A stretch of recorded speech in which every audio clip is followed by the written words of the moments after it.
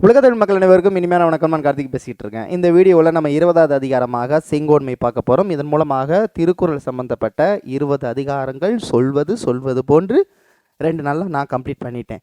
இதுக்கப்புறம் உங்கள் கையில் தான் இருக்குது. நீங்கள் தான் கடகடன் படிக்கணும். அழகா முறையில் திருக்குறளை கம்ப்ளீட் பண்ணணும். திருக்குறள்லேருந்து அறிமுகத்திலேருந்து சிறப்புலேருந்து ஆரம்பித்து 20 அதிகாரம் இந்த வீடியோட கம்ப்ளீட் ஆயிடுச்சு. பார்த்தலாமா? செங்கோன்மை. செங்கோன்மை அப்படின்னா என்னென்னா, அரசர்கள் ஆட்சி காலத்தை அவர்களுடைய ஆட்சியை பற்றி ஒரு 10 திருக்குறள் கொடுத்துருக்கிறாரு. அவர்கள் ஆட்சி எப்பேற்பட்டதாக இருக்க வேண்டும். ஸோ தவறு செய்தால் தண்டனை சரியாக முறையில் கொடுக்கணும். நீயா நானா, நீ சொந்தக்காரனா அப்படிலாம் பார்க்காம யார் தப்பு பண்ணியிருந்தாலும் அவனுக்கு தண்டனை கொடுக்கணும். மக்களை பாதுகாக்கணும். இப்படிங்கிற இந்த 2 விஷயத்த தனது கடமையாக அரசர்கள் அந்த காலத்தில் வச்சுருந்தாங்க. அது சம்மந்தப்பட்ட ஒரு 10 திருக்குறளை கொடுத்துருக்காரு. வாங்க பார்த்துடலாம். ஸோ முதல் திருக்குறள், ஓர்ந்து கண்ணோடாது. ஓர்ந்து அப்படின்னா ரொம்ப ஆராய்ந்து, கண்ணோடாது அப்படின்னா என்ன அர்த்தம்னா, கண்ணோடாதானா இரக்கம் கொள்ளாமல். ஓர்ந்து கண்ணோடாது இறைபுரிந்து யார் மாட்டும், யாராக இருந்தாலும் தேர்ந்து செய்வதே முறை. முடிஞ்சு போச்சு. யாராக இருந்தாலும் இரக்கம் கொள்ளாமல் தவறு செஞ்சிருந்தா அதற்கான தண்டனை கொடுப்பவன் தான் நல்ல அரசன். அதைத்தான் சொல்றாரு. நடுநிலை தவறாமல் யாரிடத்திலும் இரக்கம் காட்டாமல் குற்றத்தின் கடுமையாக ஆராய்ந்து அதற்கேற்ற தகுந்த தண்டனை விதிப்பதே அரசனுக்கு முறையாகும். அதான் நல்ல அரசனுக்கு அழகு. அவன் இரக்கம் கொண்டு அவனுடன் நீ பார்க்க கூடாது. அடுத்தது, வானோக்கி வாழும் உலகெல்லாம். வானோக்கினா வானத்தை நோக்கி. வானத்தை நோக்கினா ஏன் மக்கள்லாம் வானத்தை நோக்கி பார்க்குறாங்க வாழ்கிறாங்க அப்படின்னா மழைக்காக. ஸோ வானோக்கி வாழும் உலகெல்லாம் மன்னவன் கோல் நோக்கி வாழும் கூடி. கோல் நோக்கி அப்படின்னா என்ன அர்த்தம்? அவன் செய்யக்கூடிய ஆட்சியை குறிக்குது. அப்போ வானோக்கி வாழும் உலகெல்லாம் மன்னன் கோல் நோக்கி வாழும் குடி. அதாவது உயிர்கள் எல்லாம் மழையை எதிர்பார்த்தே வாழும், குடிமக்களோ ஆள்வோரின் நேர்மையான ஆட்சியை எதிர்பார்த்தே வாழ்வார்கள். எப்படி கம்பேர் பண்ணுறாரு பாருங்க. ஓகேவா? ரொம்ப ரொம்ப முக்கியம். அடுத்து, அந்தனர் நூற்கும் அறத்திற்கும். அந்தனர்னா இந்த இடத்துல படித்தவர்கள், இல்லை நூற்களை எழுதக்கூடியவர்கள், ஆசிரியர்கள். அந்தணர்கள் என்றது அறவழியில் நடப்பவர்கள். அவர்கள் எழுதக்கூடிய நூல்களுக்கு கூட ஆதியாய், ஆதி மூலமாய் இருப்பது யார் தெரியுமா? ஒரு ராஜனுடைய ஆட்சி தான், ஒரு அரசனுடைய ஆட்சி. அந்தனர் நூற்கும் அறத்திற்கும் ஆதியாய் நின்றது மன்னவன் கோல். கோளுங்கிறது ஆட்சி. புரியுதா? அப்ப அந்தனர் நூற்கும் அறத்திற்கும் ஆதியாய் நிற்பது மன்னவன் கோல். ஓர் அரசின் செங்கோன்மைத்தான் 600 நூல்களுக்கும் அறவழியில் செயல்படுவர்களுக்கும் அடிப்படையாக இருக்கிறது. ஸோ அந்தனர் நூற்கும் மரத்திற்கும் ஆதியாய் நிற்பது மன்னவன் கோல். சொல்றது புரியுதா? அறத்திற்குமே எதுதான் ஆடி மூலம் ஆதியா இருக்கிறது? என்னது? மன்னவனுடைய ஆட்சி. குடித்தளியி அடித்தளியி. அடி என்னது? எதுகை மோனை, எதிகை, அடி எதிகை. டி வருதா? சரி, ஓகே, விடுங்க. குடித்தளியி அடித்தளியி. குடித்தலையி கோலோச்சும். கோலோச்சுனா ஆட்சி. ஸோ குடித்தளிங்கிறது இங்கே குடிமக்களை குறிக்கிறது. குடித்தளியே கோலோச்சும் மாநில மன்னன், அடித்தளியே நிற்கும் உலகம். குடிமக்களுக்கு நன்றாக ஒரு ஆட்சியை கொடுக்கும் மக்கள் அனைவரும் அந்த மன்னனின் அடிப்பாதத்தை சார்ந்து வாழ்ந்திடுவர். குடித்தளியி மக்கள், அடித்தளியே நிற்கும் உலகம், மன்னவன் அடிப்பாதத்தில் நிற்கக்கூடிய உலகம். குடித்தளியே கோலோச்சும் மாநில மன்னன், அடித்தளியே என்னது? உலகம் நிற்குமா? நிற்கும் உலகம். அதான் சொல்லியிருப்பாங்க.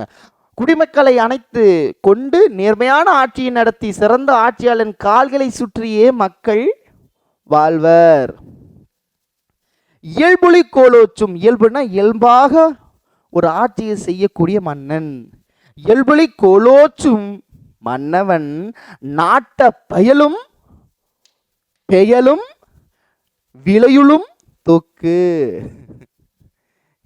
இயல்புலி கோலோச்சும், இயல்பாகவே நல்ல ஆட்சி புரிகின்ற மன்னவன் நாட்டில் விளைச்சலும் மழையும் தானாக பெய்யும், கேட்டு வாங்க வேண்டிய அவசியம் இல்லை. ஸோ இயல்புலி கோலோச்சும் மன்னவன் நாட்ட பெயலும் பருவமழை விளைச்சலும் விளையுளும் தொக்கு, விளையுளும் தொக்கு. புரியுதா? எஸ். வேலென்று வென்றி தருவது, வேலென்று வேல் இல்ல, வேலென்று வென்றி தருவது மன்னவன் கோளுதுவும் கோடாதெனின். ஒன்றும் இல்லை, ஒரு மன்னனோட ஆட்சி வெற்றிங்கிறது வேலில் இல்லை, சரிதானே? மன்னவனோட வெற்றி அளிப்பது அவன் கையில் உள்ள வேல் அல்ல, அவன் செங்கோன்மை கோணாமல் இருப்பதனால் அதுவே அவனுக்கு வெற்றி அளிப்பதாகும். ஒரு வேலை மட்டும் வச்சுக்கிட்டு நான் அதிகாரத்தில் இருக்குங்கிறது வெற்றி இல்லை. ஒரு நேர்மையான ஆட்சி புரியவர் தான் சிறந்த அரசன். அதான் வேலன்று வேல் இல்ல வெற்றி தருவது, வேலல்ல வெற்றி தருவது மன்னவன். மன்னவன் கோலதுவும், கோலதுண்டு கோலாச்சும் இல்லைங்கிறது அவனுடைய ஆட்சி செங்கோன்மையை குறிக்குது, அதிகாரத்தை குறிக்குது, அவன் ஆட்சி செய்யும் முறையை குறிக்குது.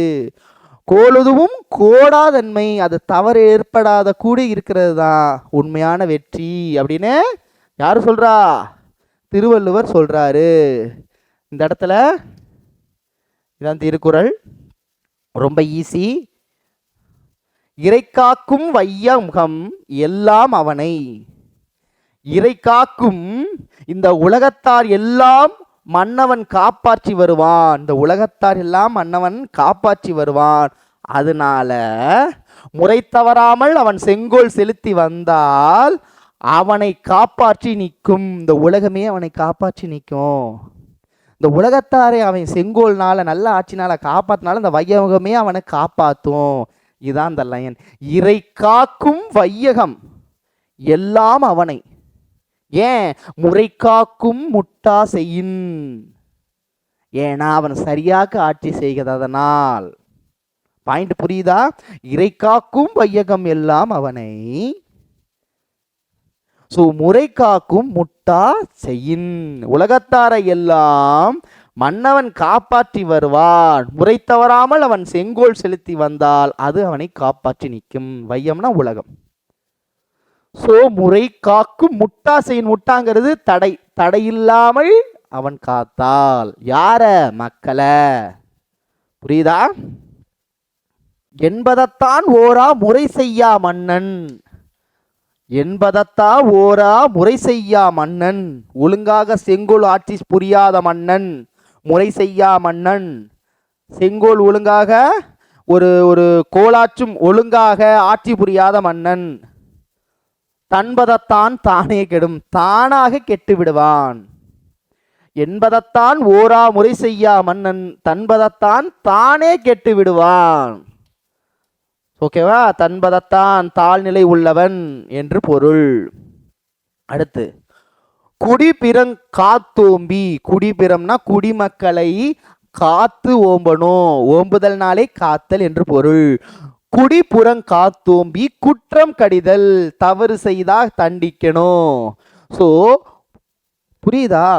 குடிப்புறங் காத்தோம்பி குற்றம் கடிதல் வடுவன்று வேந்தன் தொழில், அதுதான் ஒரு மன்னவனோட தொழில். குடிமக்களை பாதுகாத்து துணை நிற்பதும், குற்றம் செய்தவரை யாராக இருந்தாலும் தனக்கு இழுக்கு வரும் என்று கருதாமல் தண்டிப்பதும் ஒரு அரசின் கடமையாகும். கடிதல் அழித்தல், குற்றத்தை அழித்தல் அல்லது குற்றத்தை தண்டித்தல். அடுத்து கொலையிற் கொடியாரை வேந்தொருத்தல் பைங்கூழ் களை கட்டதனோடு நேர், களை கட்டதனோடு நேர், களை எடுப்பதற்கு நேர், களை எடுப்பது போல. யார? கொலை பண்ணவங்களை தண்டிக்கிறது களை எடுப்பதற்கு போல. கொலையிற் கொடியாரை, கொலையில் கொடியவனை வேந்தறுத்தல் ஒருவரை அழித்தல், பைங்கூழ் பசுமையான ஒரு இடத்திற்கு களை, களை கட்டதனோடு நேர், களை எடுப்பதற்கு சமம். பசுமையான பயிர் பைங்கூழ்ங்கிறது. கொலை முதலிய கொடுமைகளை புரியோரை ஒரு அரசு தண்டனைக்குள்ளாக்குவது பயிரின் செழுமைக்காக களை எடுப்பதை போன்றது. புரியுதா? பாயிண்ட் புரியுதா? எஸ், அவ்வளோதான், முடிஞ்சு. எப்படி முடிச்சிட்டோம்? 20 அதிகாரம் தொட்ட உடை சொன்னது சொன்ன மாதிரி கரெக்டாக முடிச்சாச்சு. தொட்டோம், கட்டன்னு முடித்தோம். அதில் ஒன்றுமே இல்லை. அதாவது இதில் மனப்பாடம் பண்ணுறதுக்கு ஒன்றுமே இல்லை. அதிகாரத்தோடைய பெயர் போட்டுக்குங்க, அதில் என்ன சொற்பொருள் என்ன பொருள், கடைசியில் இருக்கக்கூடிய இந்த 3 லைன். இந்த கலைக்கட்ட தோனோடு நேர் அப்படின்னு என்ன தான் கலை எடுக்க. அப்போ எதில் வரும்? செங்கோலில் வரும். இதை புரிஞ்சுக்கிட்டாலே தட்டி தூக்கிடலாம். Okay, thank you so much. அடுத்தது நம்ம தமிழ் முடிக்கணும். தமிழில் இருக்கக்கூடிய அந்த மற்ற பகுதியில் முடிக்கணும். ஓகேவா? இனிமேல் வீடியோ பாருங்கள், சும்மா கதன்னு வரும். நான் அனுப்பிக்கிட்டே தான் இருப்பேன். சரிங்களா? நீங்கள் எத்தனை பேர் பார்த்தாலும் சரி, இல்லை பார்க்காம விட்டாலும் சரி, இல்லை எங்கிட்ட தூங்கினாலும் சரி, நமது வீடியோ அடுத்தடுத்து வந்துக்கிட்டே இருக்கும். ஏன்னா நம்ம 2 பேராக இருந்தாலும் 3 பேராக இருந்தாலும் ஒருத்தராக இருந்தாலும் நம்ம பணியை சீரும் சிறப்புமாக செய்யணும். அப்படி தான் திருவள்ளுவர் சொல்லியிருக்காரு. சரியா? Thank you so much. மீண்டும் சந்திக்கலாம். சந்திக்க உங்களை விடைபெறுது உங்கள் அன்பு சகோதரன் கார்த்திக். நன்றி, வணக்கம்.